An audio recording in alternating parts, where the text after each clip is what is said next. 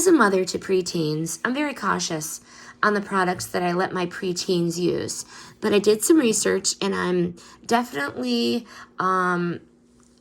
sold on these watermelon glow recipe serum, primer,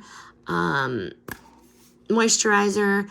It goes on very light, and it smells amazing. It goes on very light and smells amazing. But what I like about this is that I can feel good about allowing my preteens to use it.